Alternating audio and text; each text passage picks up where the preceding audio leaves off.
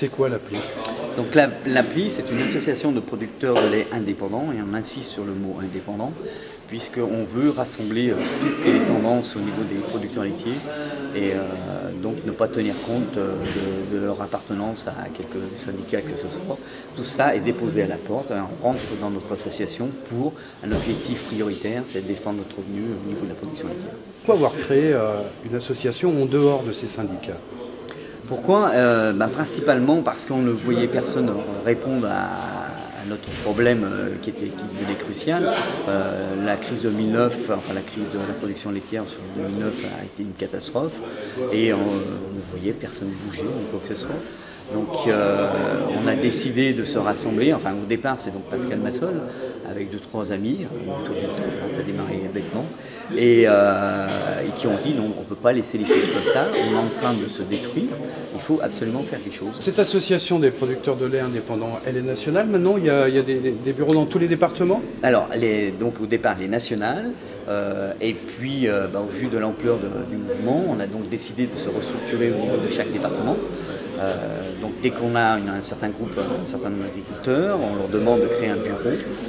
Donc nous au niveau de l'appli 01, on existe depuis décembre 2009. Voilà, avec notre bureau. Et il y a une espèce de fédération européenne qui s'est créée. Alors donc on a, en fin de compte, on fédère à ce qu'on appelle l'EMB, qui est l'European Milk Board, et qui nous représente au niveau donc, de l'Europe. Et vous avez dans chaque pays, pratiquement européen, vous avez donc ce qui est similaire à l'appli. En Belgique, c'est le MIG. Principalement tous les producteurs. Voilà, il y a des producteurs de lait. Ça, c'est la production de lait. Voilà. Alors, les objectifs à court terme. Les objectifs à court terme, c'est d'essayer, c'est de mettre en place notre office du lait, c'est-à-dire que tous les producteurs seraient adhérents à cet office et on changerait en fin de compte les règles du jeu. C'est-à-dire qu'aujourd'hui, ce sont les transformateurs qui, à la limite, déterminent plus ou moins le besoin de lait et tout, et qui nous le payent en fonction d'un marché et tout. Ce qui devient une catastrophe aujourd'hui, puisqu'on est dans la règle du jeu du moins 10 ans. Donc à ce rythme-là, on est en train de baisser les prix d'une manière catastrophique, qui sont largement en dessous du seuil de rentabilité de toutes les exploitations d'Europe. Les comptabilités sont en train de sortir, elles sont toutes dans le rouge pratiquement. En France, les 3/4 sont dans le rouge. Il y a que 25% des producteurs laitiers qui sont arrivés à être à peu près soit à zéro, soit légèrement positifs. Il y a plus de 40% des exploitations laitières qui vont déposer le bilan à la fin de l'année. De quel œil vous regardent les syndicats?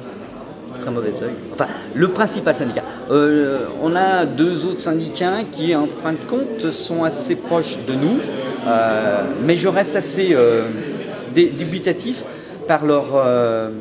comment vous dire, leur incapacité de mettre des éléments en place. Il y a eu des rencontres avec des journalistes et quand ils leur posaient à ces autres syndicats mais qu'est-ce que vous proposez, je suis ébahi de les entendre dire mais c'est les hommes politiques qui doivent tout réguler. Les hommes politiques, qu'est-ce qu'ils font? Ils écoutent ce que fait la base et puis s'ils sentent qu'il y a un mouvement très important, ils prêtent l'oreille en se disant tiens, il y a peut-être quelque chose à faire. Mais normalement c'est quand même à nos syndicats de le faire. C'est nos représentants. Et aujourd'hui, quand on les écoute, on voit, c'est vide. Ils n'ont rien dans leur caisse. C'est dramatique. Que de temps en temps, ils écoutent un petit peu la base, de voir un petit peu qu'est-ce qui se passe. Et à la limite, aujourd'hui, d'ailleurs, beaucoup de gens le reconnaissent, des hommes politiques, la Commission européenne, tout ça, ils disent enfin un autre projet que ce qu'on avait jusqu'à maintenant depuis 10 ans. La France, c'est quand même un pays, on le dit, qui est assez touristique. Enlever toutes ces exploitations de taille humaine. Et on en parlera. Aujourd'hui, on a quand même, au niveau en Angleterre, on a quelque chose de fantastique. Enfin, reprenons même l'agriculture anglaise, elle a été détruite. Moi, je connais des gens qui ont connu le milieu agricole anglais il y a 30 ou 40 ans. Ils disaient, on pouvait se balader dans la campagne anglaise, vous aviez des moutons, des vaches et tout. Vous y arrivez maintenant, il n'y a plus rien. Il y a des gens qui se disent, mais qu'est-ce qui s'est passé? On voit pratiquement plus de vaches dans les champs, on voit plus de moutons. Et bon, il y a eu tout ce qui s'est passé, la fièvre afteuse, la vache folle et tout. Et le non-soutien du gouvernement anglais vis-à-vis de ses agriculteurs est une catastrophe.